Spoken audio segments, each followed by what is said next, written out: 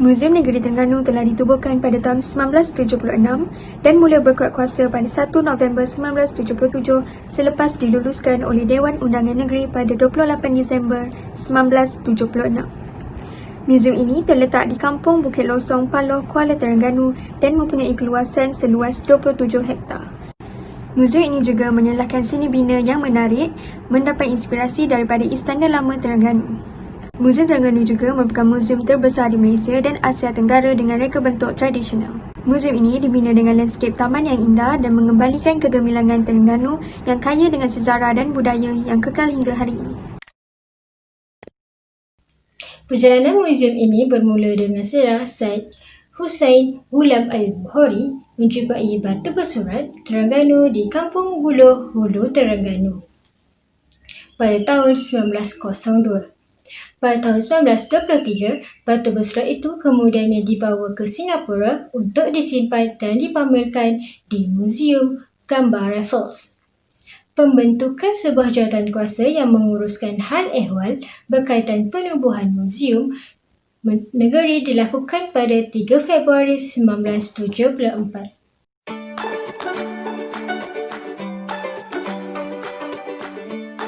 Institusi muzium berkembang dengan pesat dan kesedaran terhadap peranan serta fungsinya semakin mencabar dalam arus kemajuan dan globalisasi.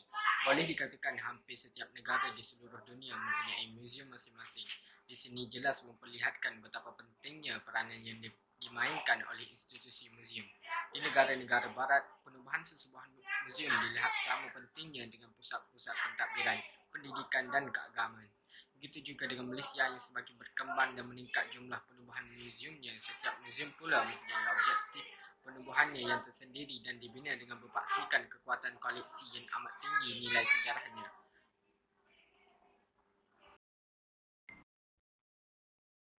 Walau bagaimanapun, pendalahan, kesedaran dan kefahaman terhadap peranan institusi muzium masih di peringkat yang mengecewakan.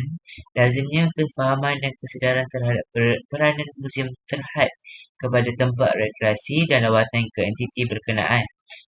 Kertas kerja ini akan cuba menyorot sejauh mana pemahaman masyarakat terhadap kewujudan masyarakat sebuah muzium, falsafah yang cuba diketengahkan oleh semua pendidik masyarakat secara tidak formal dan hala tuju kerjasama yang boleh dilaksanakan bersama di institusi muzium dan institusi pendidikan. Perkataan muzium berakar daripada istilah bahasa Yunani muzion yang sebenarnya merujuk kepada nama kuil dikhususkan kepada pemujaan 9 dewi puteri Zeus yang melambangkan ilmu dan kesenian yang diberi gelaran mozaik. Muzium adalah salah satu lembaga yang telah diperuntukkan oleh pihak kerajaan kepada masyarakat umum Malaysia. Muzium ini bertujuan untuk berfungsi sebagai tempat untuk merawat, menyimpan dan melestarikan warisan budaya masyarakat Malaysia. Muzium memainkan peranan penting dalam pembangunan masyarakat dan negara, antaranya muzium sebagai gedung khazanah sejarah, budaya dan negara. Selain itu, dapat memupuk semangat kesedaran masyarakat terhadap sejarah dan budaya sendiri. Seterusnya, muzium sebagai penyebar maklumat kepada masyarakat. Dan akhir sekali, muzium boleh dikatakan sebagai institusi pendidikan dan pembelajaran, contohnya mengadakan program seperti lawatan berpandu, ceramah, bengkel dan lain-lain.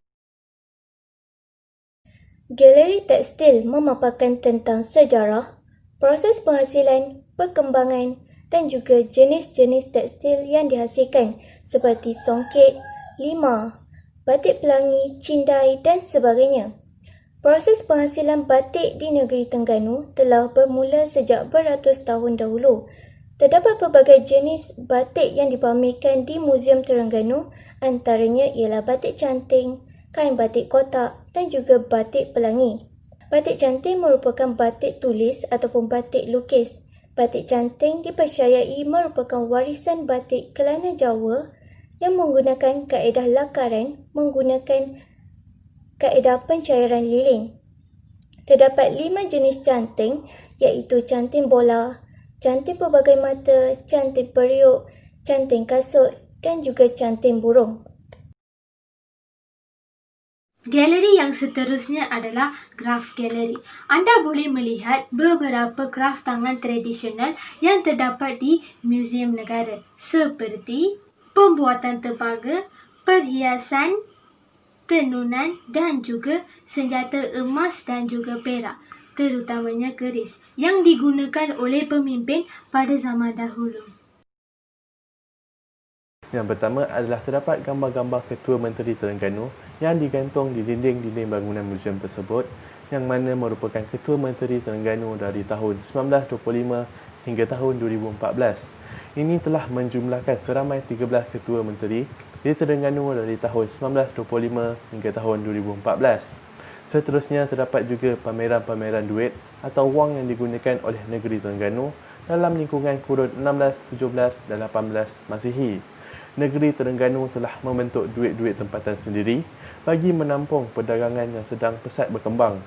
Duit-duit dagangan ini direka bentuk dengan menggunakan kepingan logam emas dan timah. Kesemua duit-duit ini diterima dan sah dipergunakan di dalam negeri dan juga di negeri lain di seluruh semenanjung Tanah Melayu kecuali negeri Melaka.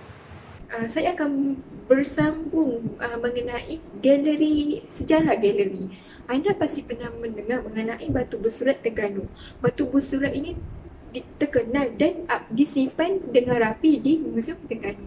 Pada awalnya, ia pernah dipinjamkan kepada Muzium Raffles, iaitu muzium di Singapura pada tahun 1923 hingga 1960. Apabila Muzium Negara telah siap dibina pada 1960, kemudiannya ia dipinjamkan di Muzium Negara untuk sementara waktu. Pada tahun 1972, pihak Kerajaan Terengganu telah memulakan usaha untuk mengambil semula batu bersurat daripada jagaan Muzium Negara. Batu bersurat dipersetujui untuk dipulangkan kepada negeri Terengganu pada 6 Julai 1992. Terengganu kaya dengan hasil minyak mentah seperti petroleum. Oleh itu, tertubuhnya Petronas sebagai kilang loji penapis minyak mentah di Terengganu. Petronas dibuka pada 3 Oktober 1983 di Paka Dungun. Kos pembinaan bagi Petronas adalah 260 juta ringgit Malaysia. Tujuan dibina adalah kerana Terengganu telah menemukan hasil kekayaan minyak mentah seperti petroleum pada tahun 1977 di pantai Terengganu.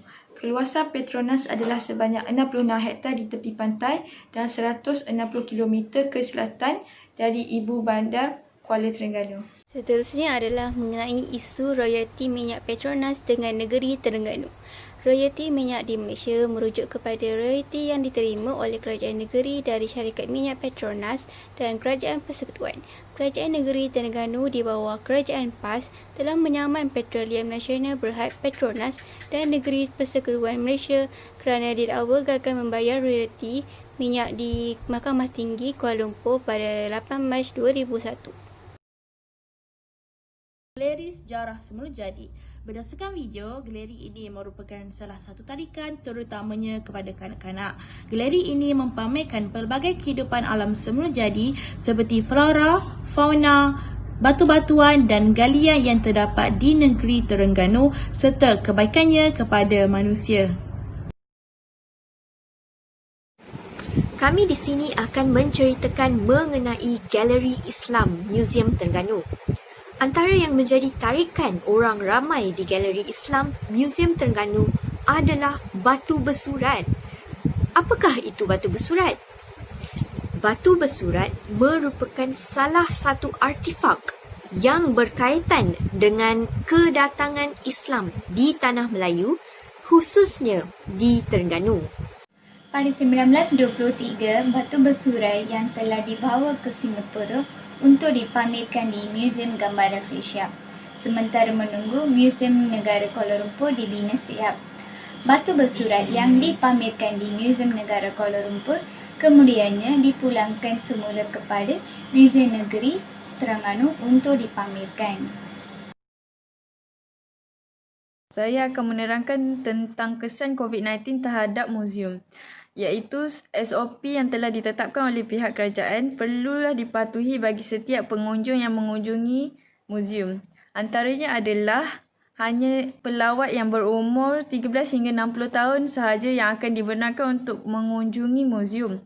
Seterusnya, jumlah pelawat akan dihadkan antara 15 ke 20 orang dalam satu masa bergantung kepada keluasan muzium tersebut. Seterusnya, masa dihadkan iaitu daripada 9 pagi hingga 5 petang. Kesan COVID-19 dan seterusnya ialah muzium akan mengalami kerugian. Hal ini kerana pengunjung berasa takut untuk mengunjungi muzium kerana takut dijangkiti oleh virus tersebut. Disebabkan kerugian ini, ramai pekerja terpaksa dibuang kerana tidak dapat membayar gaji mereka.